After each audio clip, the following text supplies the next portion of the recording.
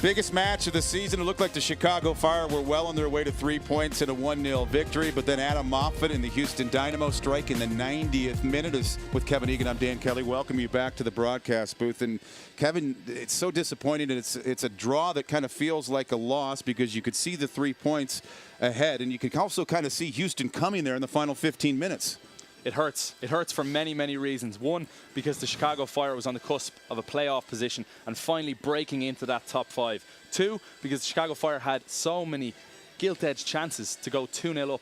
And three, because the defense just completely sat back with 20, 25 minutes to play and invited that Houston pressure, and it was inevitable. You could see it was coming. The goal was coming, and unfortunately the goal was just a lack of concentration. Patrick Nyako didn't go with Adam Moffat, and when you ask somebody like Moffat to shoot from that distance, he's going to hit the target every time, and then he has a chance to score. Yeah, and Houston, they didn't have a lot of chances during the match. They had him late, and they also had him early in the first half. Sean Johnson was ready to go. Yeah, very early on. 5th minute, cuts inside. Will Broom gets a shot off.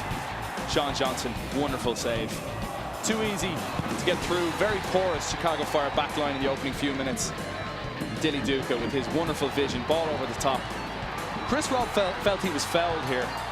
Wasn't given. He was furious. The ball fell for Magic Mike. But Tally Hall, who was absolutely superb on the night, or on the day I should say, with another great save. Chris Rolfe here has to hit the target. You have to trouble the goalkeeper. Give him something to think about. Wasn't to be. But Chicago Fire finally scores from a corner, albeit from the head of Bobby Boswell. The defender puts it past his own goalkeeper, and a fortunate start for the Fire. Second half, we've seen Magic Mike finish these in instances before, but now he's just missing here, pinging the post. Oh, this was a great effort. A really, really great effort from the left boot of Mike McGee. Not the right that we usually see him hit it with. The left boot cannons off the post. Very unlucky not to see that go into the back of the net. And then the pressure started to mount from Houston. Poor defending, allowing the likes of Driver to get in behind and get shots off on Sean Johnson, who had another wonderful game throughout. And just watch Patrick Nyako on the top right-hand corner of your screen. Doesn't go with the runner, Adam Moffat. Just stays still, doesn't go with him. Simple ball back to Moffat, and he rifles it home. Chicago Fire invited the pressure and was punished.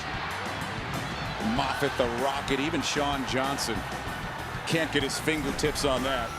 In the final stats, we saw possession favor the Fire so much in the opening half, of that bunker down mentality saw those numbers start to change in the second. Yeah, and I'm not sure why, because it hasn't happened a lot this season with the Fire, just like you said, just bunkering down and deciding, do you know what, we're going to put everything behind the ball and try and defend for the next 15 or 20 minutes. And when you're playing against a side traditionally that come at you late in games, like Houston, very well coached side, and I think it wasn't a case of Houston playing very well. It was a case of Chicago Fire taking their foot off the pedal and really kind of inviting that pressure. That was the most disappointing aspect of it for me. Well, they better have a response like they did after losing to New England, victorious in the next match over Sporting Kansas City, because next up, not an easy place, the Pacific Northwest, and the thousands gathered. You can watch that game on the NBC Sports Network next Saturday, 9 p.m. as the Fire are going to have to improve their road play if they want an entrance into the MLS Cup playoffs.